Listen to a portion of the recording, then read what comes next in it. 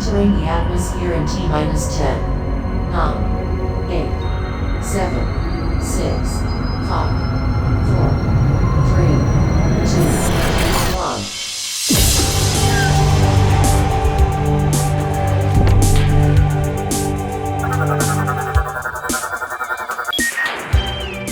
Hello everyone and welcome to the Omega Metroid podcast from OmegaMetroid.com.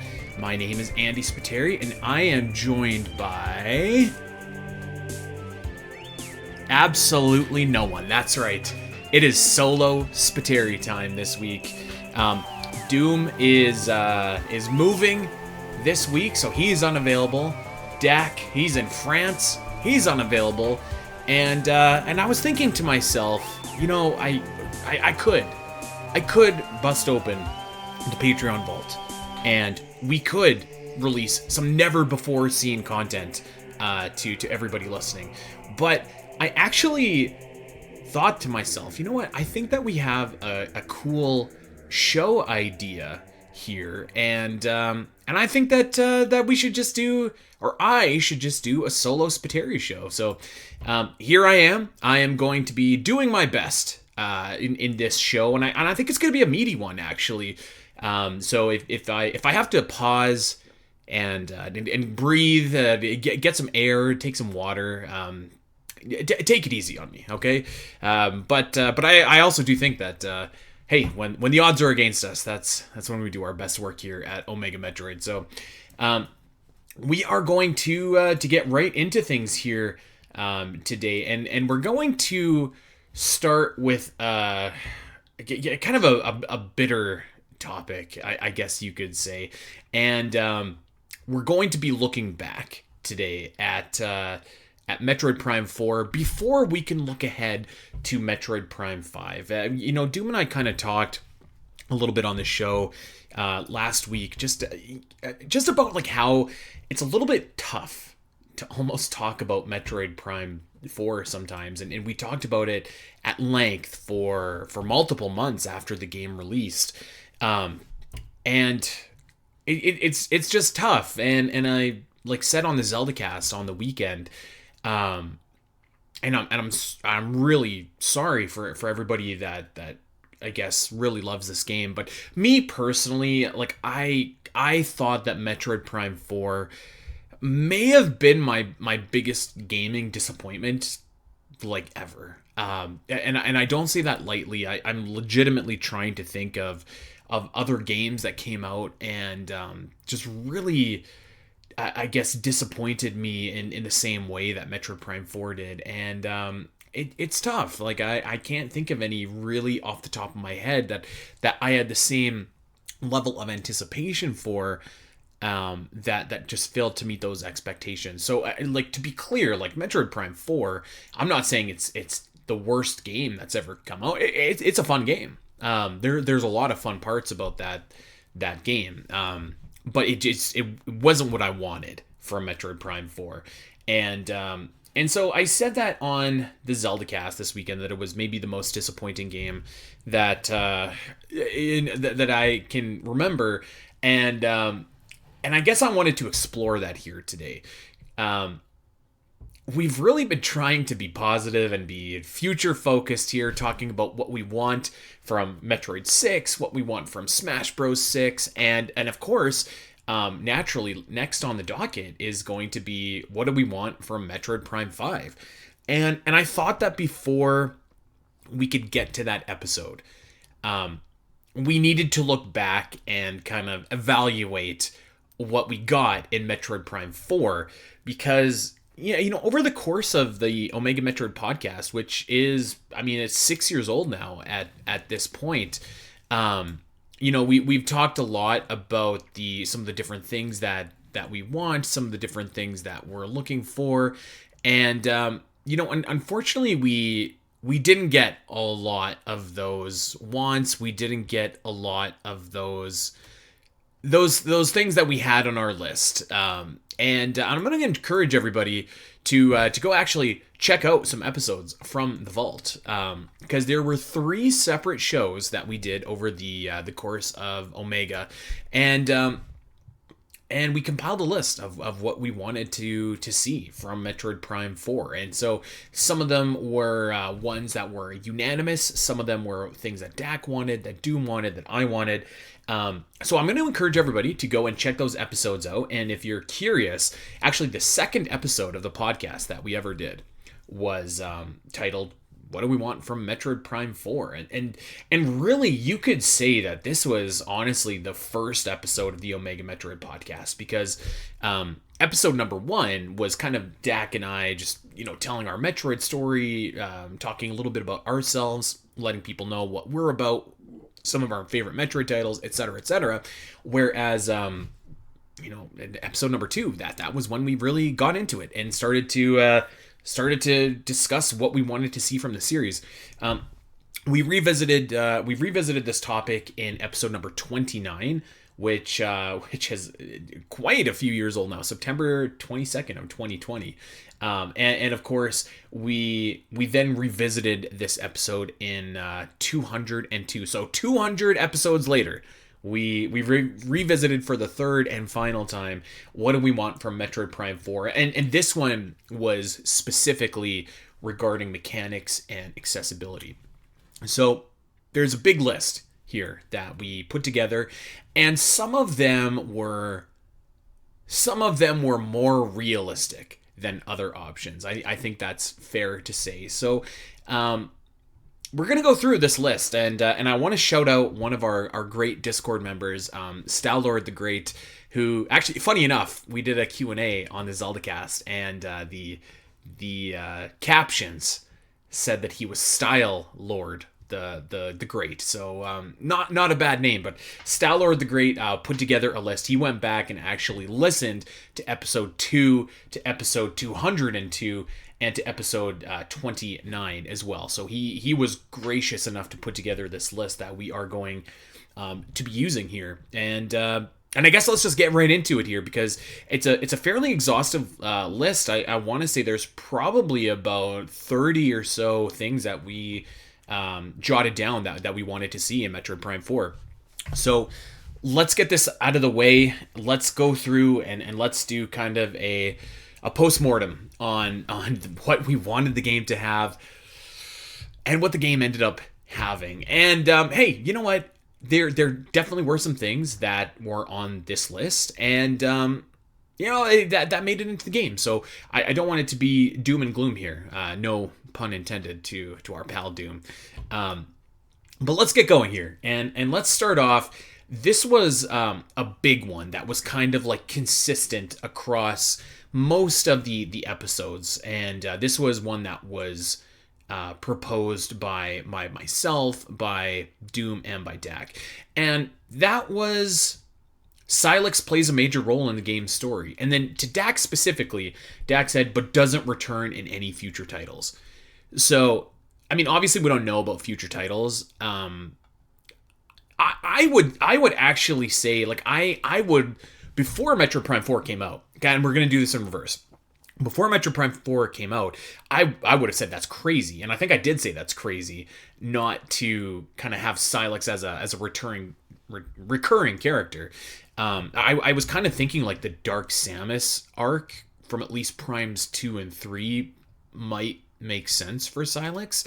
And like they kind of tried to do that in the game, but they didn't pull it off. And we'll get there just in a quick second.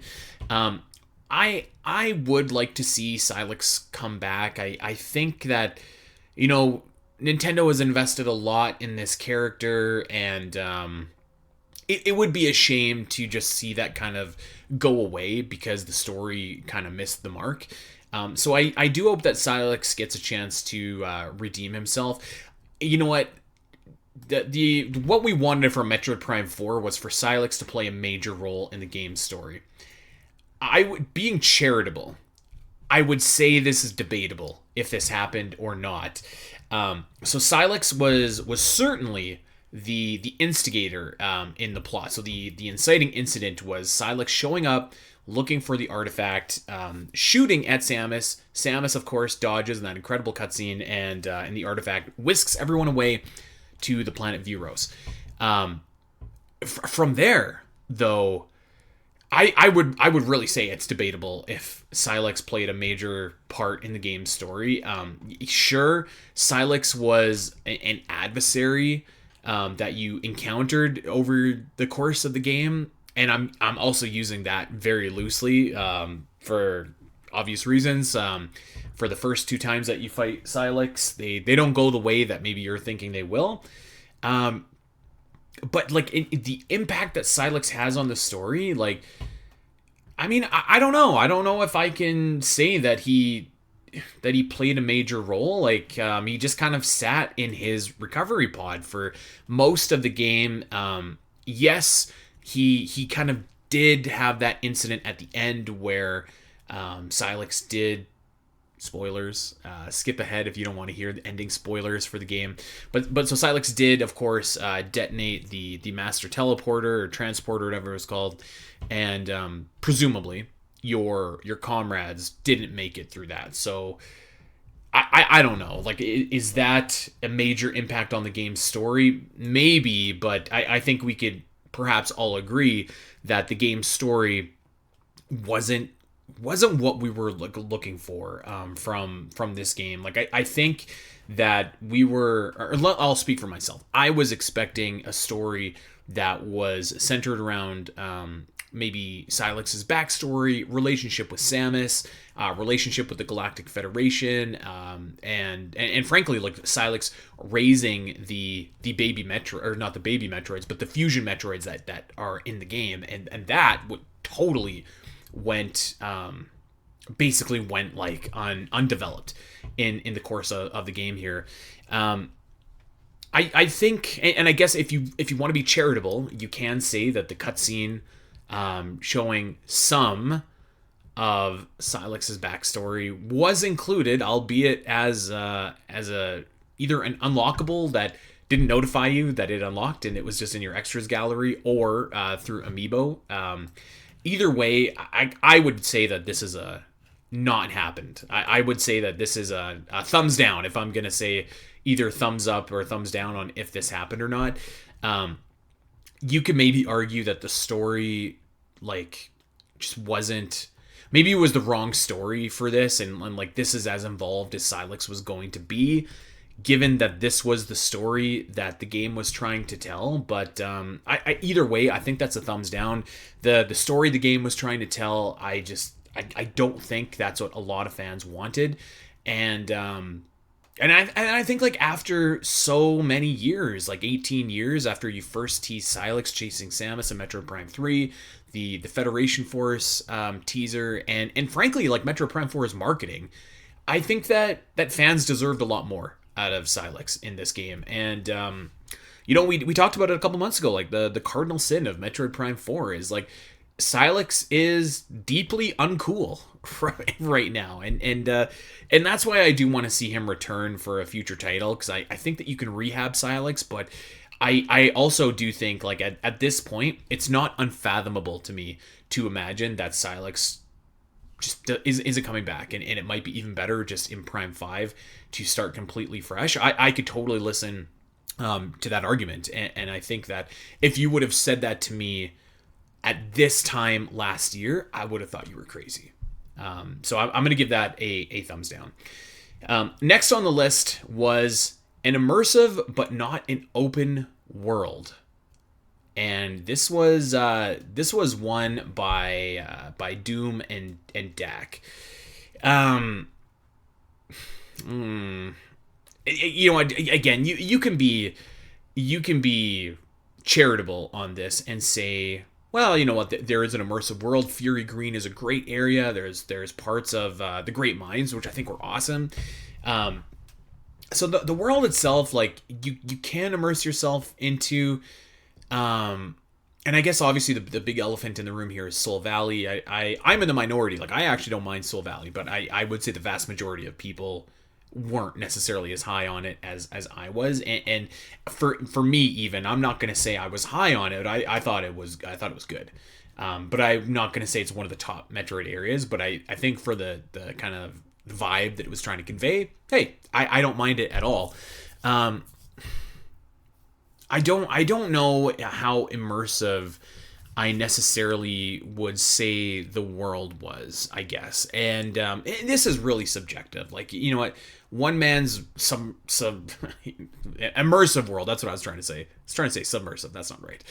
One man's immersive world is another person's world that just didn't meet the mark. And I would say that like level design maybe plays a little bit of a role in this as well, and in music as well for sure. I felt I don't know, maybe I'll go like thumbs in the middle, because there wasn't an open world. Soul Valley, I mean, it was, you know what, it was an immersive experience, and being able to walk through and kind of feel the desolation and the loneliness. And I thought that like I said, parts of Fury Green, Ice Belt were great. I thought most of the Great Mines was great. But it certainly doesn't have anything along the lines of like there was no Skytown in this game. There was no Phendrana Drifts or Talon Overworld or Sanctuary Fortress. There was no kind of area like that where you could really just kind of kick back and say like, wow, this is incredible. So I'm gonna go thumbs in the middle. Thumbs in the middle. Okay, this was a request from me, and this was this is from 6 years ago, and this is something I've made my peace with. But I actually pitched that the game should not be called Metroid Prime 4, and I wanted the title to be Metroid Prime something. I've never really been a fan of numbered entries, especially not when it's not consistently numbered. You know what I mean? It's like I don't know. I just think it's like kind of weird that you have Metroid, Metroid 2, Super Metroid, Metroid Fusion, and so you've established that naming convention, and then all of a sudden you had Metroid Prime 2 Echoes, and then so it's just it's this weird thing. I don't like it. It would be like having The Legend of Zelda 4, Link's Awakening, which sounds really strange to me. Obviously, I think for the chronological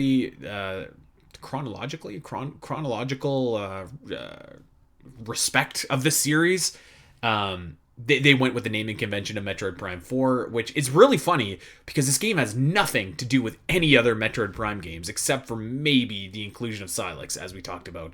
But yeah, obviously that didn't happen. Metroid Prime 4 Beyond was the title. I want to say this on the podcast, just right here.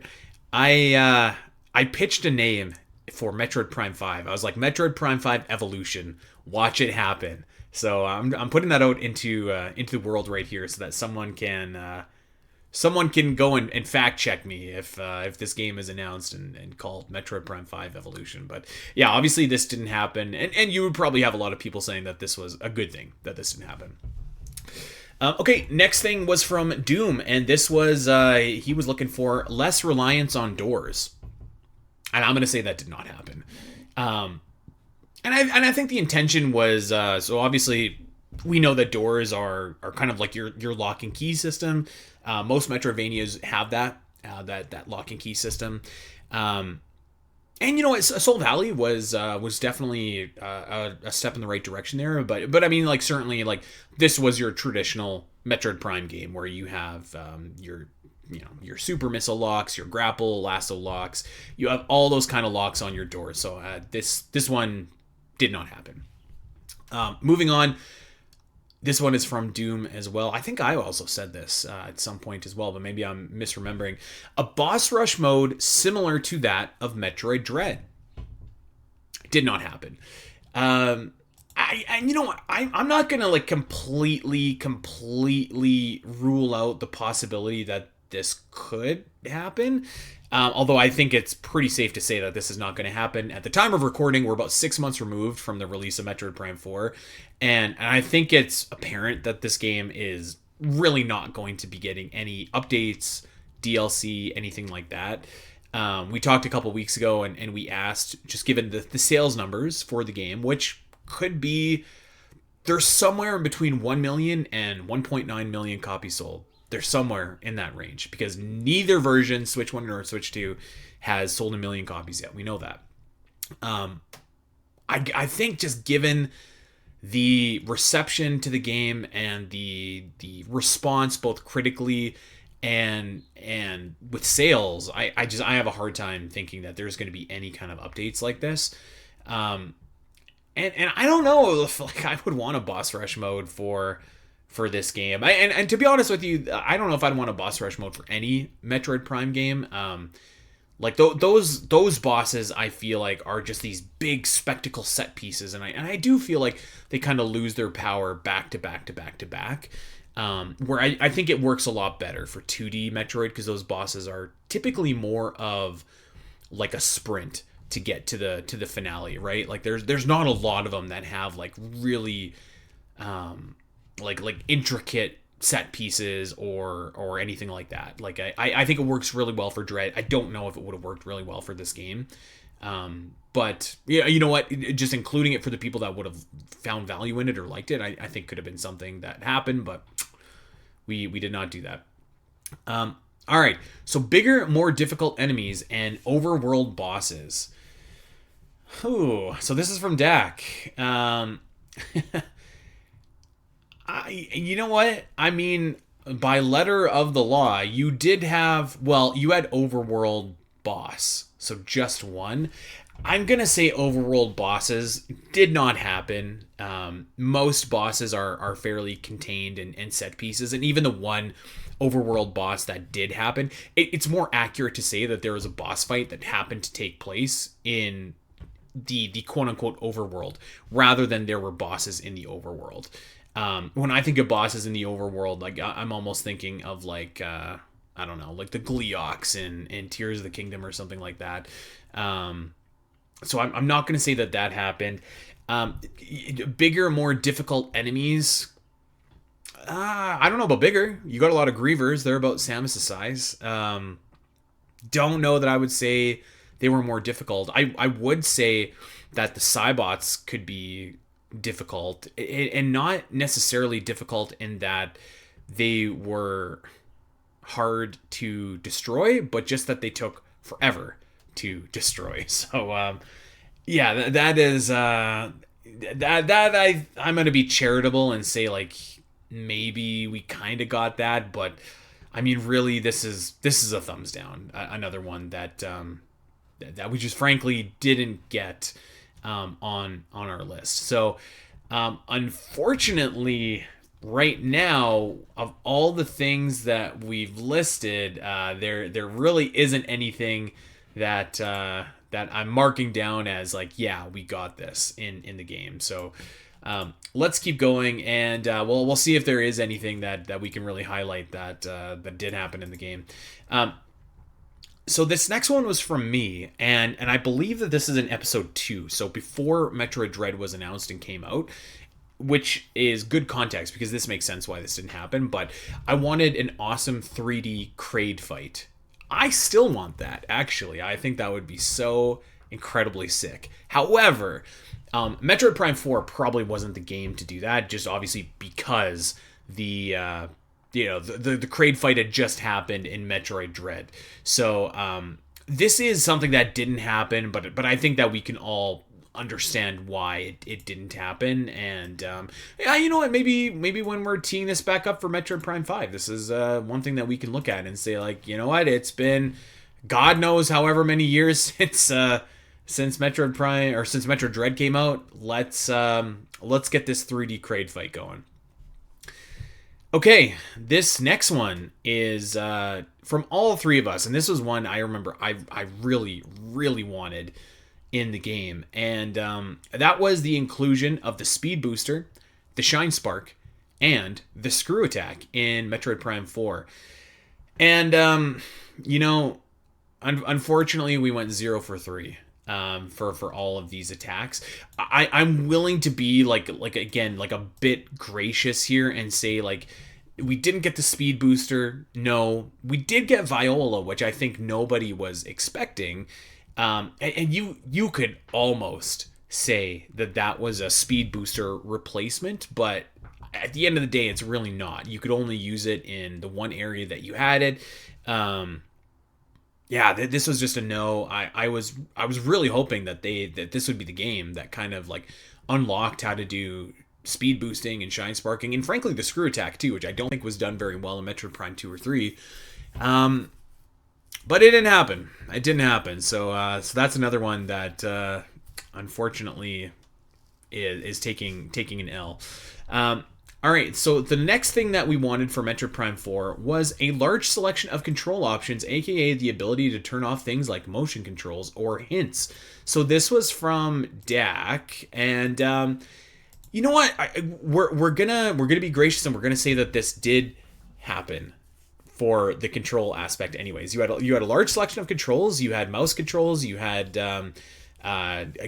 gyroscopic controls. You had just dual analog controls. So that was great.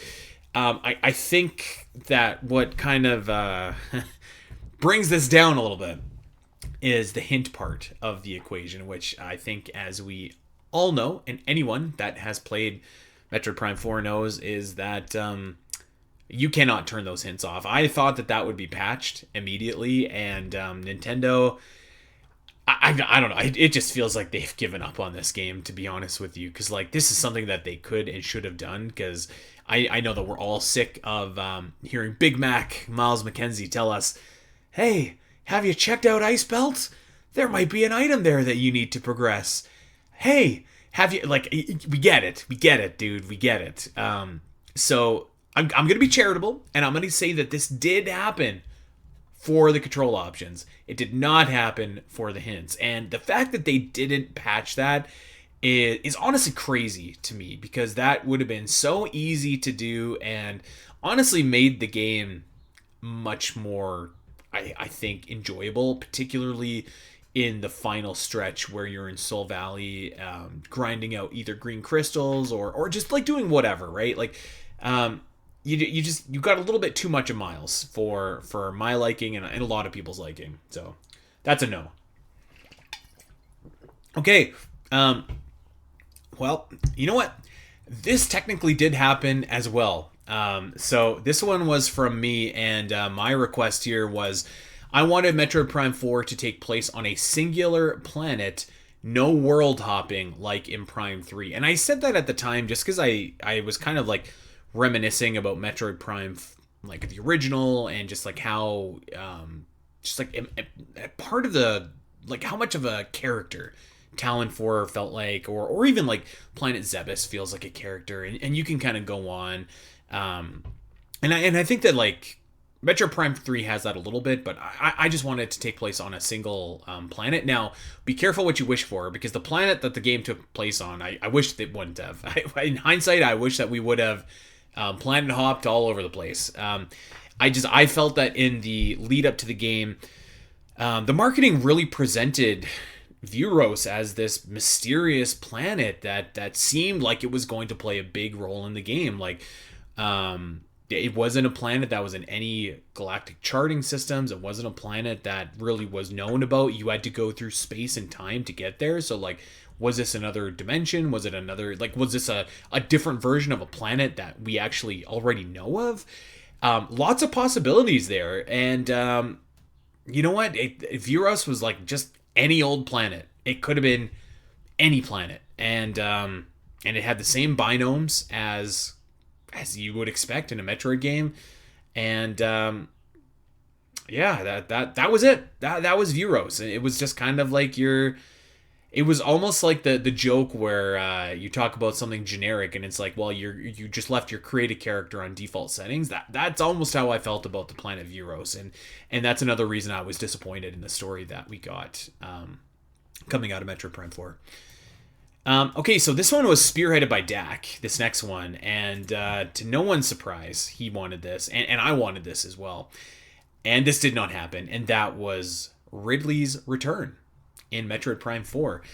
And again, like, I was kind of like, oh, cool, if Vuros is in a different time and a different space, like, there's a way through time-traveling shenanigans. You can get Ridley back, and I think, like, most fans don't really care how you revive the guy. Just bring him back. We want to fight Ridley, right? And we thought maybe there was going to be like some kind of like Ridley adjacent, kind of like how we were talking when Dread came out. Like, we thought that there might be like an Emmy Ridley, but this one was not to be.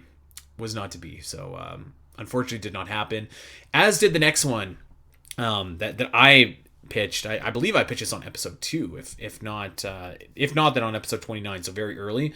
But I really wanted more than just 4 visors. Like, and frankly, I don't know if this is going to show up on this list, but I wanted more than 4 beams too. I kind of wanted like a wheel where you could select from and choose from. And unfortunately, the game went the total opposite way and actually just gave you 1 visor, which was tough. It was just the scan visor and the psychic visor for the whole game. So that one really missed the mark, and is certainly something that I think that this game missed, no doubt. Next on our wish list here, this is from all 3 of us. Classic suit skins locked behind completion or amiibo. Did not happen, unfortunately. Although we did get some skins for Viola locked behind amiibo, and I gotta say they actually look pretty cool, a lot of those skins. But no classic suits for Samus. You got your Viola suit, you got your light suit, but don't call it the light suit, and that was it. So that is a thumbs down. Next one here, this one I believe again is from episode 2. Full voice acting and narrated scans from Andy and Dak. You know what? Let's mark this as we got this, because we did get full voice acting, so that was great. We did not get full scans, but man, there really weren't that many scans in the game. Like there was Lamorne lore, but very, very limited in terms of like how much was there. So I think that was a missed opportunity as well. But yeah, we did get full voice acting, and listen, I know it's divided among fans, but I thought the voice acting was perfectly fine in this game, so I'm going to give that a thumbs up here on our list. Next one here, this one is again from all of us. A variety of difficulties, including some variation of dread mode. You know, let's be charitable, and we're gonna say that we got this. We're gonna give it a thumbs up, because we did get, we got difficulties, but we didn't get dread mode. It was very basic. It was very beginner, standard, hard, and there you go. So not much more to say about that. Dread mode, I think a lot of people really, really love that. I'd be shocked if Dread Mode wasn't in the next 2D Metroid game, and like, I don't know, like I think you could probably do it in this game as well. Like, why not? Too bad. This one was one from Dak. I remember him and I kind of got into it a little bit on the early days of the podcast about this, and my position has never wavered, and I'm glad that this didn't happen. Dak wanted a hunter-style multiplayer campaign. So, I just, like, I'm sorry. Like, we've done multiplayer in Metroid once, in Echoes, twice in Hunters, 3 times in Federation Force, and, like, you know, I'm not going to say the multiplayer was bad in Hunters, or even necessarily Federation Force. Like, it's a fine time when you're playing it, but I just, like... I don't know. I don't know if that is what the series should be focusing on. Clearly, this game had a lot of other things that it should have focused on ahead of that. So I'm glad that this didn't happen. You know, it's maybe to Dak's point, could it have extended the life of Metroid Prime 4? Maybe. But I think then you ask the question, like, do people want to play as the hunters? Like, do people want to play a multiplayer Metroid campaign on Vuros? Like, you look at Hunters and you look at Federation Force, and it's not like those games really, you know, knocked it out of the park in terms of sales. Hunters was fine, but like, I don't know. I think that the appetite for multiplayer Metroid has never really been there. And like, if the games aren't from a first person perspective, like, no one's even talking about it, right? And I think that that's what most fans kind of feel most resentful of, is like, the multiplayer doesn't fit in any capacity to Metroid, but because it's a first person game, we got to jam it in there because that's what people want. So I think that I think that was something that was never on the table, never discussed, and frankly is probably for the better that it didn't happen. Let's move on. This one was from me. New and distinctive suits. I am going to again be charitable and say that we got this because we got new and distinctive suit, singular, and I think the Viola suit looks really, really great. The Legacy suit, I mean, like that's just, it's the light suit. Come on, like it's the exact same suit. But I do think that the Lamorne suit does look, or the Viola suit, excuse me, looks really cool, and at least we got that. So there you go.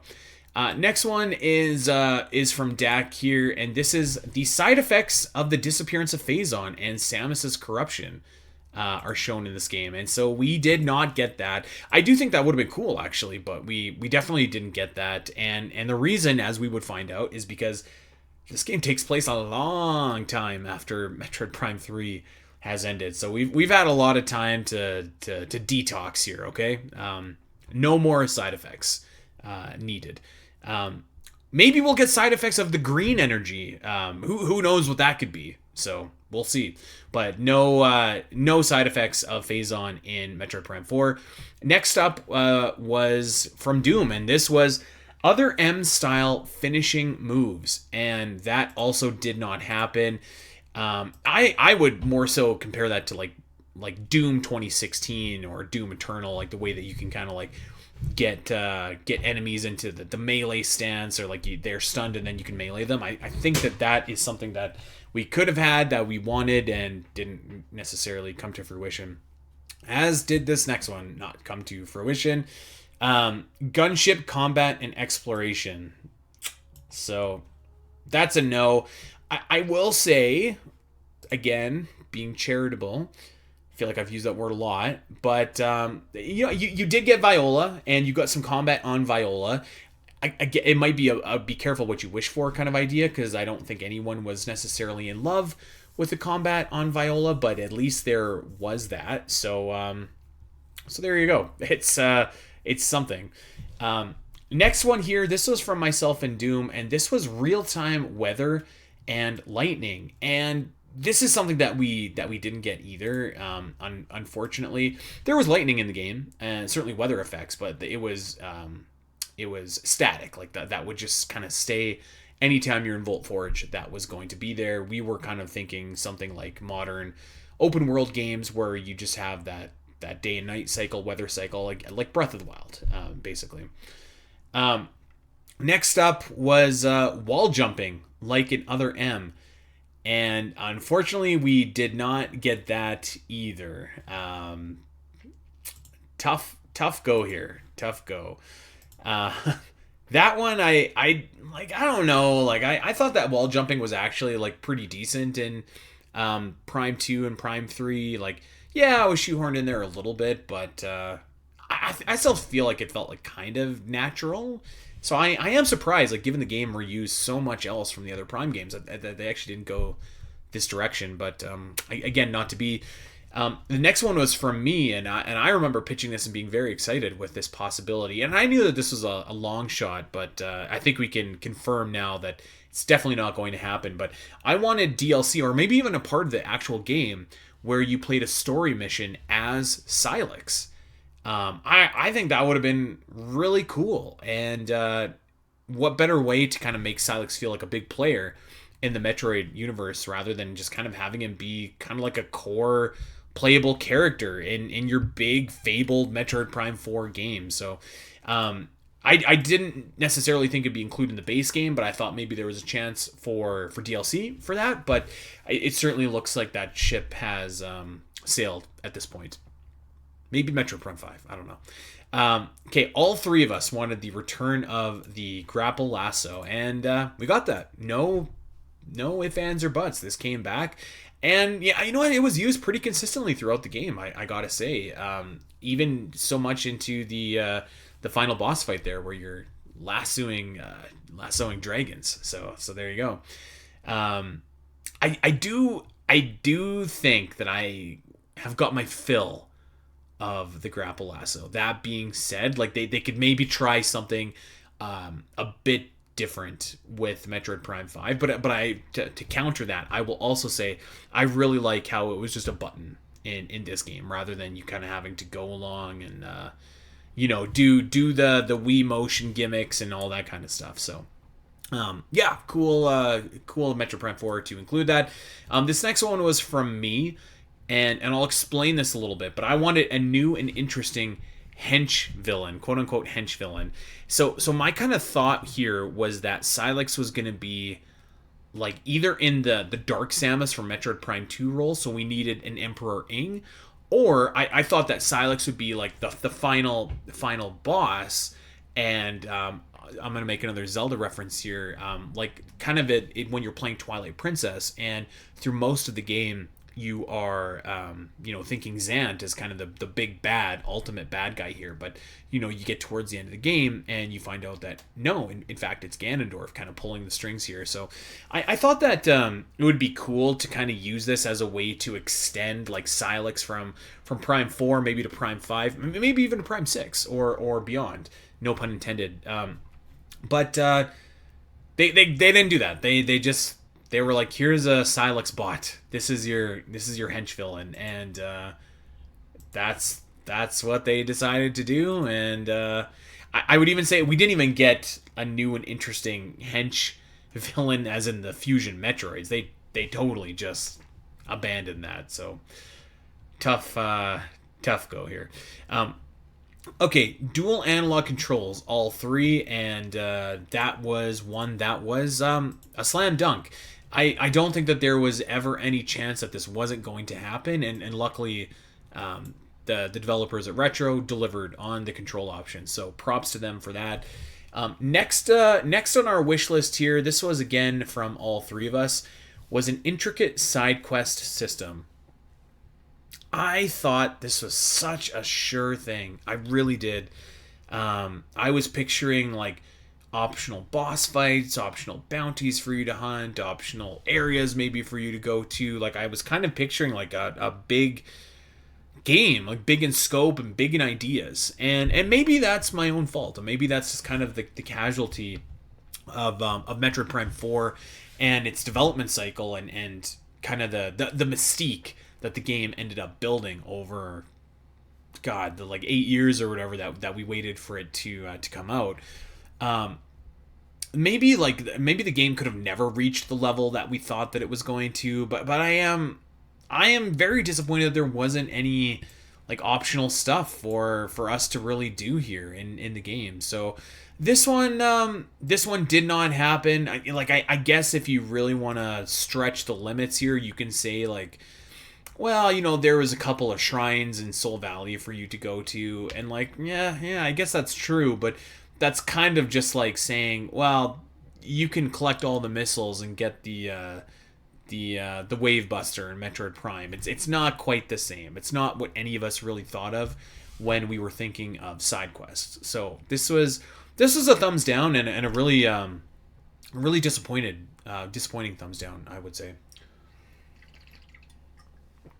All right, moving on. We've talked about this next one, so we must have brought it up twice. But here we go. So the day and night cycle, this did not happen. Very specifically, like in Soul Valley, like this is almost inexcusable, because I think that would have been really cool to like rip around the desert at nighttime and really added to the vibe of that area if it's just this like big, creepy, empty desert. So this one I thought was really tough. Doom wanted dynamic AI and interactions. I don't know. Did we get that? I don't know. That's not really my wheelhouse. I'm gonna say like, sure. Yeah, you know what? Sure, we got this. The technical aspects of the game, I feel like have never really been a big deal to me. As long as it looks great and runs great, I'm fine. And the game looks great and it runs great, so I'm gonna say that we probably got this. And I'm also going to add on to that for Doom's next want that he wanted, which was large draw distance and standout structures. And I think that we got that. I think that we got, like the Chrono Tower, I thought looked spectacular. There's some really big set pieces in Great Mines, really big set pieces in Fury Green, like the Infinity Bridge kind of sticks out as a really cool one. There's lots of like really intricate looking Lemorne statues, so that looks really cool.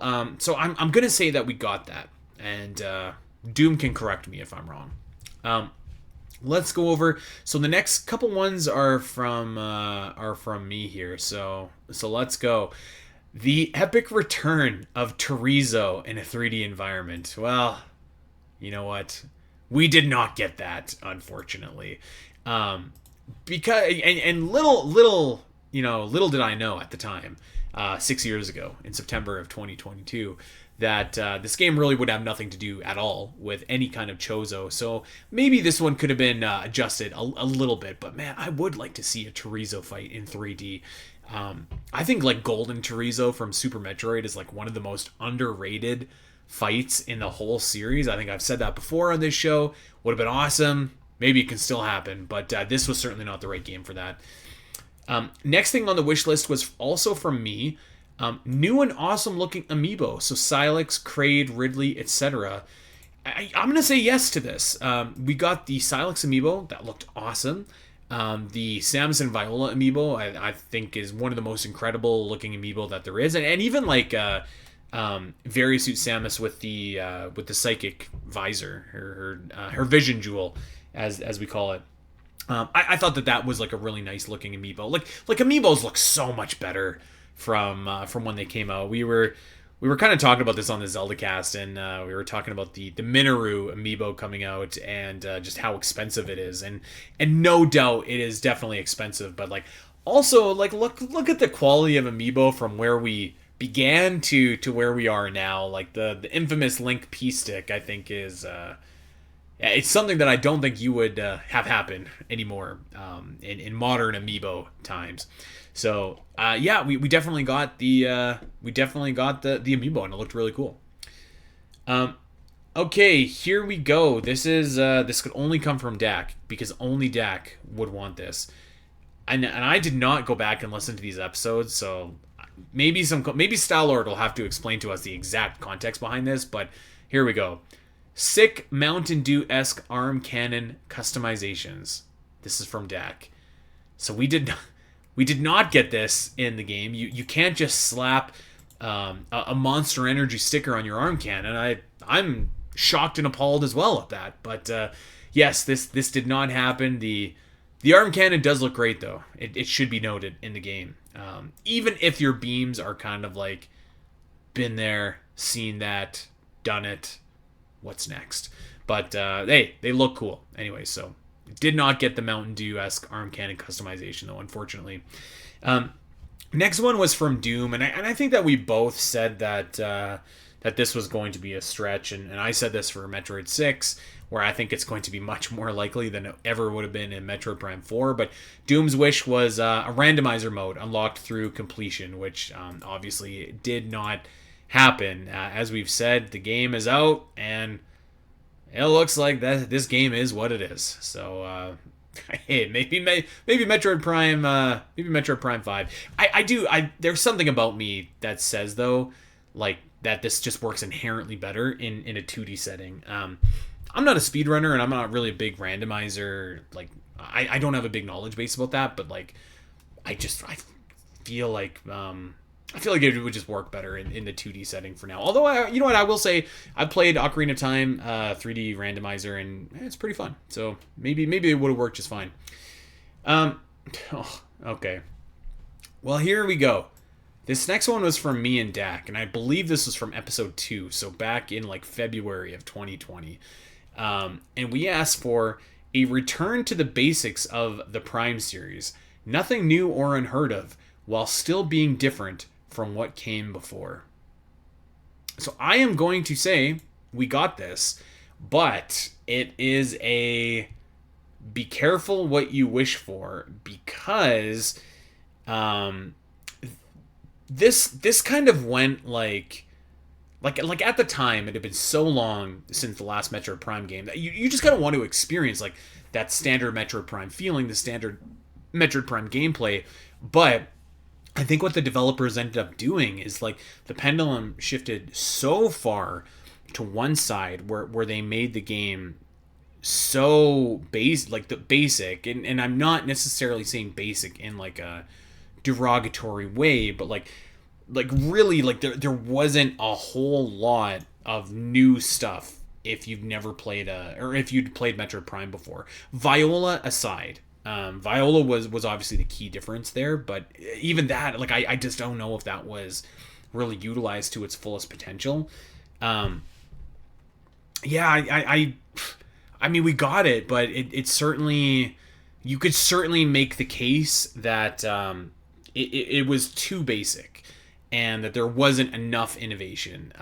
There really, like, there wasn't a lot of new items. There wasn't a lot of new abilities. The abilities that did look new and cool, kind of, I'm thinking the Psychic Boost Ball, really, they didn't look as new and cool in gameplay as they did in trailers. I will say I thought that the control beam was a pretty neat gimmick, and that one I think actually over delivered, because when I saw it in the trailers, I wasn't like super sold. I wanted to love it, so I was like, okay, cool. But I wasn't super sold, so I am happy to say that the control beam exceeded my expectations. But yeah, you certainly got the basics of Metroid Prime. You can't deny that. It was very basic in this game. So there we go. This next one is from Dak, and this is the Halo fan in him. A variation of Horde survival mode. And we did not get that.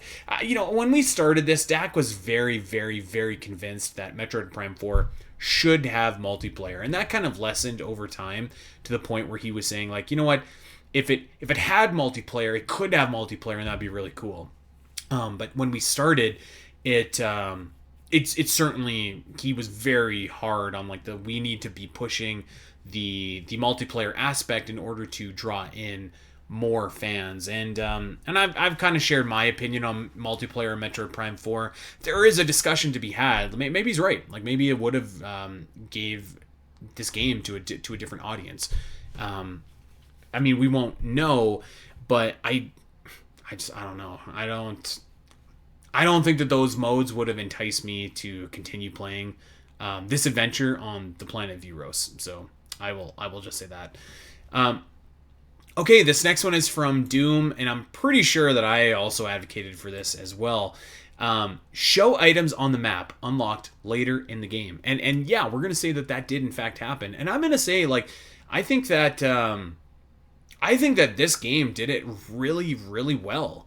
Like, I think that the way that you have to get the items on your map, like by finding like that one thing, in this case the drone bot, and energizing it with a beam that you don't get until like a decent amount of the way in your adventure, was actually a really nice sweet spot for how to tell players where all of your items were. So this one happened, and I would really like to see this kind of become the standard, actually, for if not Metroid Prime games, like, or if not Metroid games, then just Metroid Prime games, because I thought that this really worked well.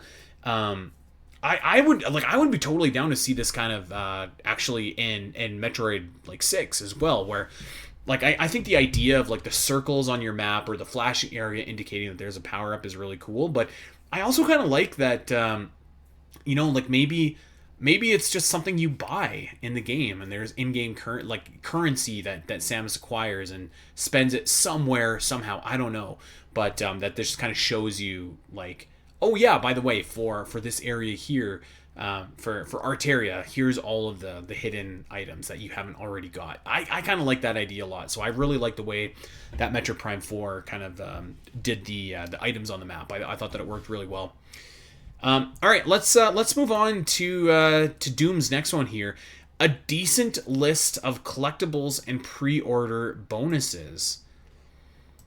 I'm going to say that we did not get this, although I cannot lie to everybody listening to this podcast and say that I totally remember everything that was made available as a pre-order bonus. What I will say is that I know for sure that I did not get anything with my pre-order bonus. I think I got like a pin or like a card or something like that, and I was like, well, you might as well just keep this, because this to me is just kind of like junk. Like I don't need it. and there wasn't anything like super cool, I would say. So maybe somebody out there can fact check me. There might be something that I'm forgetting, and like, you know, there are people out there that do have a more of an affinity for pins like than I do. So like I said, that could be something maybe I'm overlooking. And this one is probably subjective as well, but I didn't get anything for this game other than that holographic card that you got for pre-ordering at GameStop, which had like Age of Imprisonment on the back, and I was like, great. No matter which way I flip this, I'm really disappointed. Is Zelda or Metroid, like exactly the keepsake I want to remind me of December 4th. So yeah, I'm gonna say that is a no. There was that holographic poster, I guess, that you could get from my Nintendo store, but I don't really count that as like a pre-order bonus. I think that's just like more of a thing that you can get if you wanted it. So we're gonna say that's a no. This next one on our wish list was from me, and it was a new remix of an old Metroid theme, specifically Green Brinstar. We're gonna say no, and not just for Green Brinstar, but I'm having trouble thinking of any remixes in the game, to be honest, that really stood out in a big way. I know that there was something in Flare Pool, which of course there was, because it's the fire area, and it's a rule in the Metroid world that like if you have fire, you gotta have the Norfair soundtrack in some way or some fashion.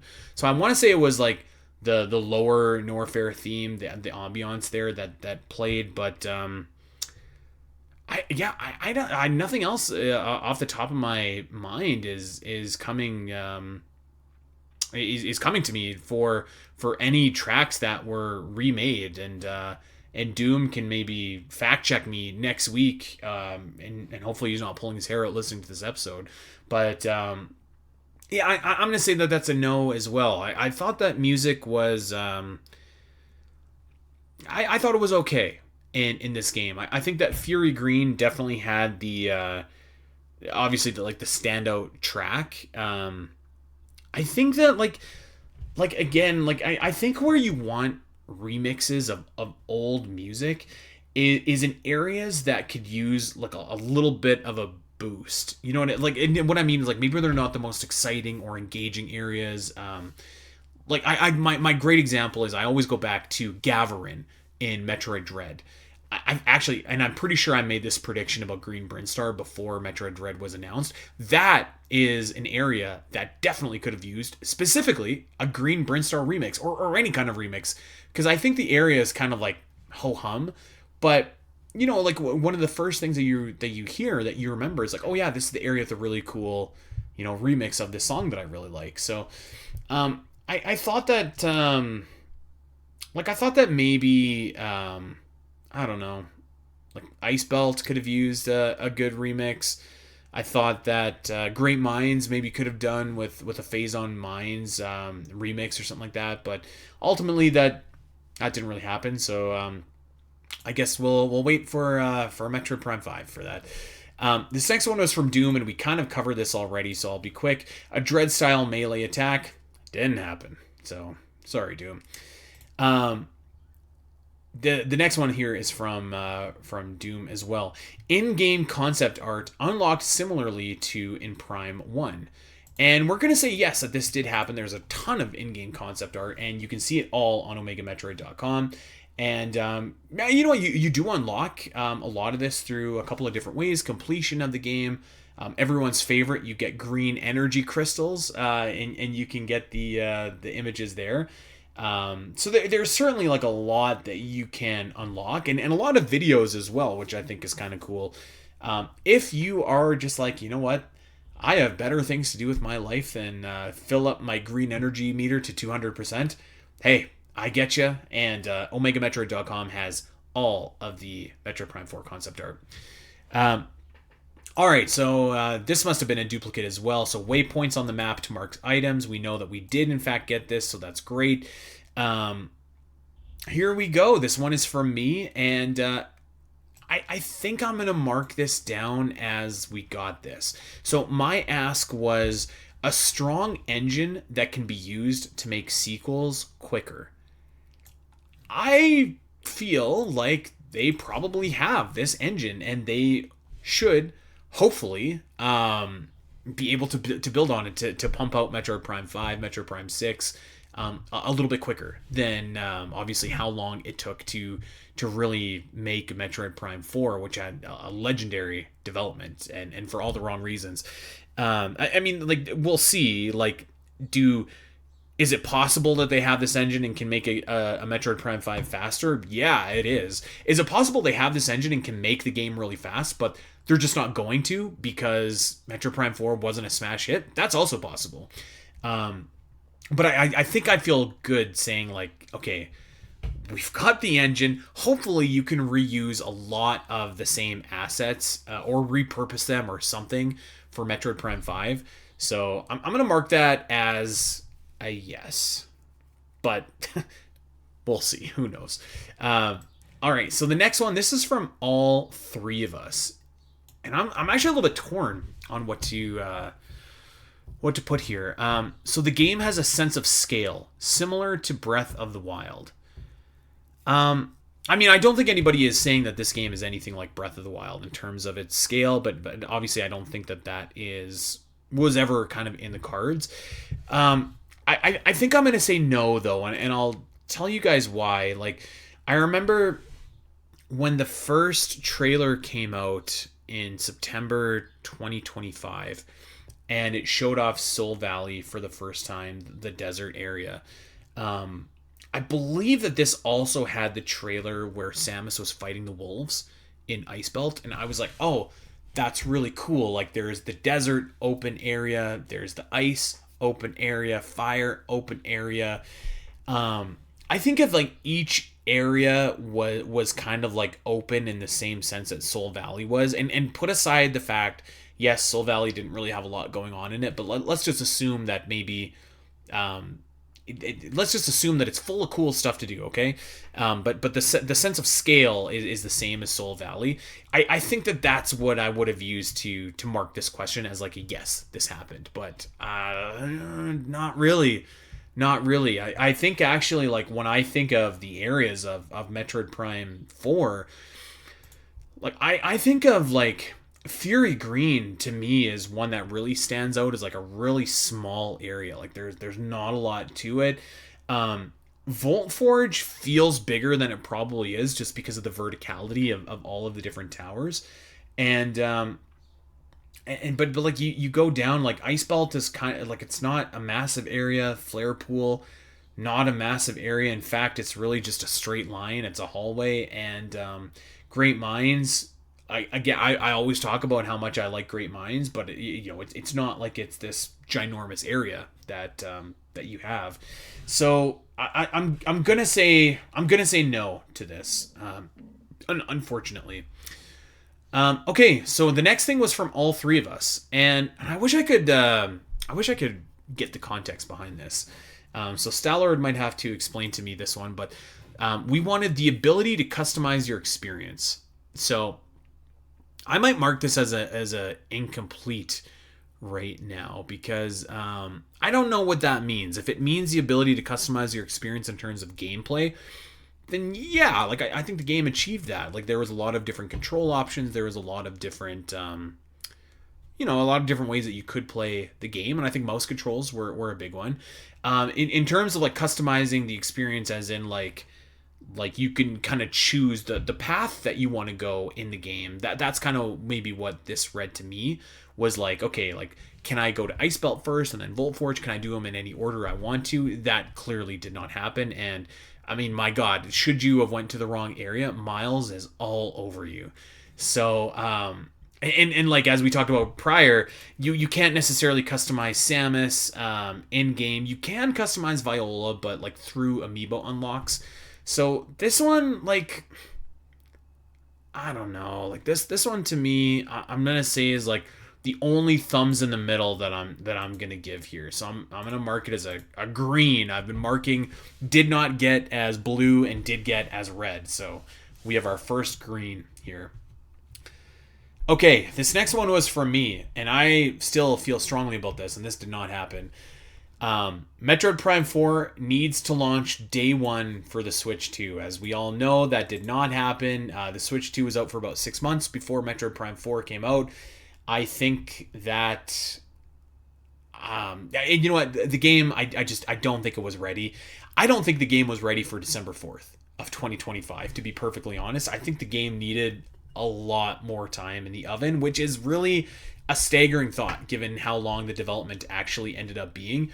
But yeah, I just I think that the game would have performed a lot better with people had it sales wise, I should say, had it launched day one with the Switch 2. I think the critical reception and the reception from fans probably would have been what it was. The game was what it was, and frankly, it might have been even worse with 6 months taken off of development. So, you know what, this is like maybe a blessing and a curse that this didn't happen, but we know for sure that the game did not launch with the Switch 2. I really thought that it would have been a safe option because you would have had your multiplayer bundle option with Mario Kart and your single player experience that you really didn't get until Donkey Kong Bonanza came out next month. So, yeah, I thought that you would have had a good chance for Metroid Prime 4 to kind of just capitalize on, frankly, a lack of other games to play. So, like, that would have pushed people to play Metroid Prime 4. But, yeah, of course, that did not happen. Next one here. This was from all three of us. We're down to the last, 5 or 6 here. There was way more than 30. I did not eyeball this right. So one of the last ones here from all three of us, we want the game to have an incredible soundtrack. And I'm going to choose violence here. I'm going to say this did not happen. And, obviously this is incredibly, incredibly subjective. But, kind of as I talked about earlier, I think Fury Green was a great tune. I think Volt Forge is probably the standout of the game. I don't think Icebelt had anything really to write home about. Flare Pool the same. Great Minds the same. Chrono Tower, the Shrines, same kind of idea. I like the atmosphere that Soul Valley created, but I mean, I'm not going to sit here and say it's a great track to listen to on its own. I think that the Silex boss fights were cool, but I mean, even those, I wouldn't say we're on the same level as Dark Samus, 20 years before this game came out. So I'm going to say, I thought the soundtrack was adequate. I thought it was fine. The best track in the game arguably was too intense, right? So I just, I'm expecting better for Metroid Prime 5 and for Metroid 6 as well. It feels like it's been a long time since we've had a Metroid game where it was just man, this is an instant, this track is an instant add-in to the legacy of great tracks that we've had from this series. I'm going to say adequate soundtrack. All right, let's move on. This one was from Doominal, and Doomin said, if Prime 4 is cross-gen, it needs to feature perks for Switch 2 players. Let's go ahead and say that this is complete. I mean, I have not played the Switch 1 version, but I've seen the frame-by-frame comparison, and I mean, I do think that the Switch 2 version, just visually alone, just looks much more spectacular, I will say. You also have the mouse controls for people where that is kind of a selling point or a perk as well. You know what? I mean, other than that, I don't know if there's a whole lot. This game doesn't really use game chat, which is a Switch 2 exclusive. Doesn't really have much else, I would say, but the big selling point of this game, definitely is the visuals of the game, and so that alone I think is probably a perk enough. So I'm going to be generous, and I'm going to say yes, that this happened. All right, sorry if you could hear me drinking water there, everybody. We've only got we got 4 left, so let's power through and let's finish this. Dak says, The game needs to have a more active story, less immediate information locked behind scans. No, this definitely did not happen. The game did not have an active story, nor was there really any great information behind scans. I think you had the one sequence in Ice Belt where you kind of figured out what was going on with the Lemorne, but like in terms of an active story, like you had a villain in Silex that just completely hung out in Chrono Tower the entire game. A villain who somehow, some way, created and controlled these Cybots, which just took on his appearance somehow. You had fusion Metroids introduced in the trailers in the beginning of the game, who you could be like, I mean, like I think it's very reasonable if you were someone thinking of buying Metroid Prime 4, maybe not even a Metroid fan, you're probably like, oh wow, I can't wait to see what the big deal with these fusion Metroids is, and they completely abandoned that story. And you even like the scan information that you get about the Lemorne is, I mean, like it's almost identical to what happened in Metroid Prime 1 with the Chozo story there as well. So the story I think was like a complete fail. And at least for me, I would say the story was the fatal flaw of Metroid Prime 4. And there's a few options that you could choose from, but this is the fatal flaw of the game for me. Let's go to our last couple here. This is our last three. This one was from me, and kind of reiterating what we just said about something that did not happen. I wanted the game to be bundled with the Switch 2 at launch, just like Mario Kart World. That certainly has not happened, and in fact, there have been Switch 2 bundles that have been announced in the last couple of months, and you've got Pokopia, Donkey Kong Bonanza, and I think now even Mario Galaxy that's going to be bundled with the Switch 2. Metroid Prime 4 is not on that list, so maybe that tells us what we need to know about the game. All three of us wanted the game's marketing to make this game feel like a really big deal. I'm on the fence about this. I don't like. I think the marketing was good, but the marketing, like, I felt like the marketing of the game wasn't really indicative of like what the game was about. Like the marketing of the game suggested to me that you're going to have this cool story with Silex, you're going to have all these fusion Metroids, you're going to this mysterious planet, and we're going to figure out what's on this planet, or what this planet even is, and there's probably going to be time travel shenanigans because of this artifact. And the game, I don't think, really delivered on any of those premises, and was more interested in telling a story about, like, I don't know, friendship among Samus and the troopers, and that just wasn't the story that anybody really wanted. And I do think it's telling that Nintendo did not advertise these companions. It really only came out when the previews launched 2 weeks before the game. So I think the marketing was fine. Did they go all out? No, they didn't. And in fact, like, you know, looking back to November, you had Age of Imprisonment, launching at the beginning of November. So, you know, kind of the marketing cycle on Nintendo's Twitter and socials was dedicated to that game. 2 weeks later was Kirby, so that then it was kind of all about Air Riders, and then Metroid Prime 4 got the month of December.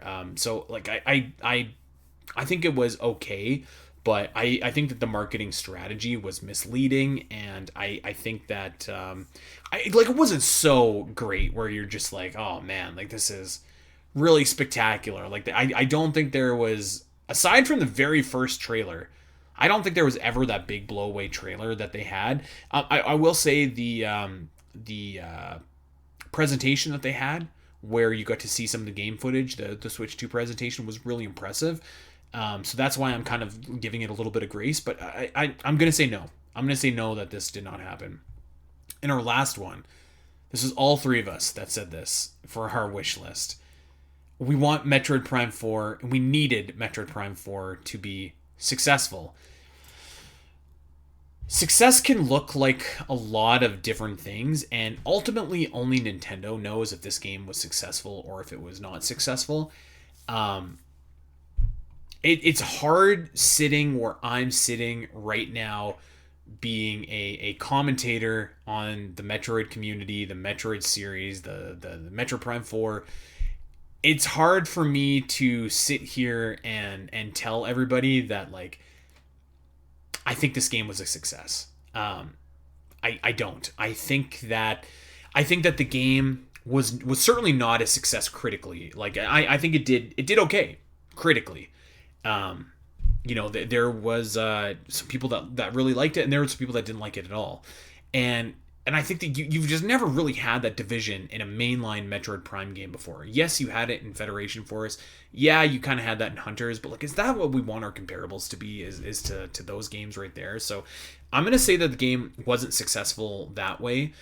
So if you are not a Metroid fan, you're maybe you're looking at reviews and you're like, well, seems kind of lukewarm. I might just wait for something else. Whereas I think what success would have looked like is like the original Metroid Prime, where the word of mouth for that game just really spread like wildfire, and then people were like, man, I have to get on this. I have to experience this game. I have to figure out what's going on for this game and experience it for myself.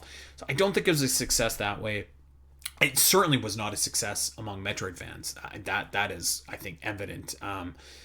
I don't want to speak for all Metroid fans, and I'm only basing what I see on our humble little community in Omega Metroid. But like, I think like you would find a lot more people dissatisfied with Metroid Prime 4 than you would that were satisfied, and those people do exist. Those people definitely do exist. The people that really like Metroid Prime 4, but they're smaller in quantity. And I don't know if you can say the game is a success sales wise either. Yes, we don't know what the actual sales numbers are.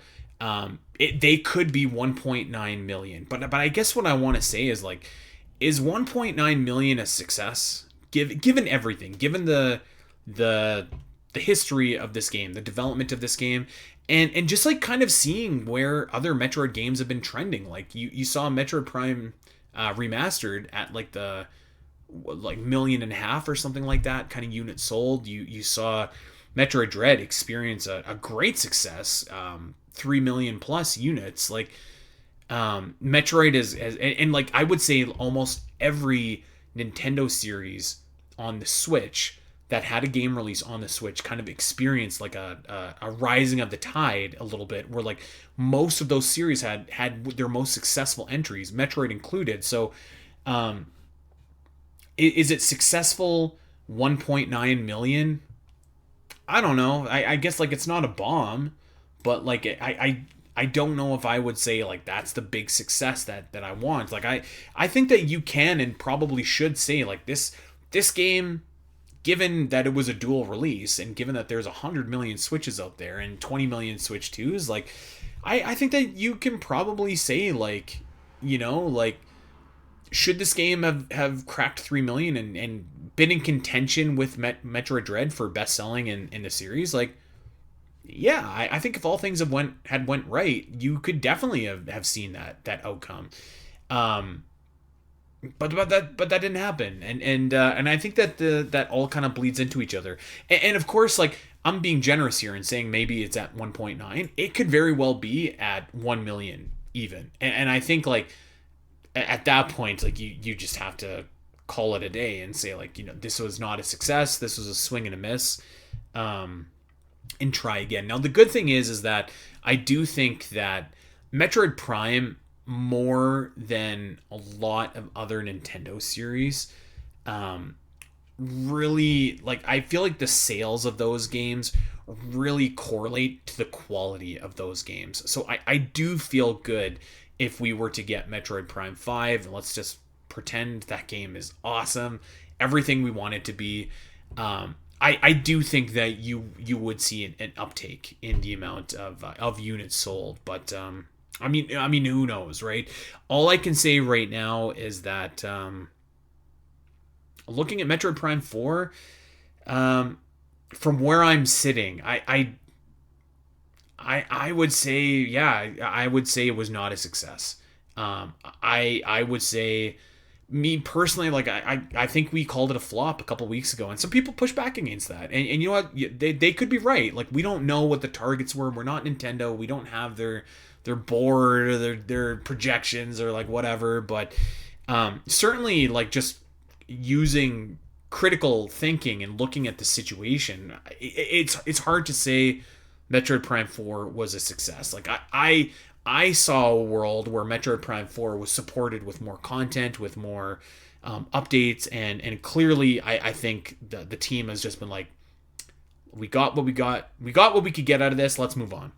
And that's kind of the vibe that I get. So there it is, our wish list over the last 6 years for what we wanted for Metroid Prime 4. So this was a bit of a depressing exercise, but the good thing is that now that we've reviewed where we were and what we wanted, now we can look forward to Metroid Prime 5 and really start putting together a list of some of the things that we want from Metroid Prime 5. And some of them are probably going to be the things that we wanted in Metroid Prime 4, but maybe some of them aren't. So we'll see about that.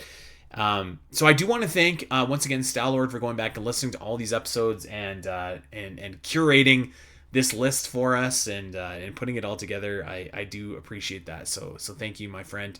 And I hope that this episode of Solo Spiteri was okay. I tried to take minimal water breaks because I don't want my water guggling on the microphone here. So let me know what you think. Let me know if you disagree with any of my opinions about maybe what happened and what didn't happen, because some of them were definitely subjective. I can admit, but some of them just flat out didn't happen either. So there it is. Okay, everybody. Well, thank you so much for checking out this episode. We will be back regular. I hope 2 hosts next week. So looking forward to that.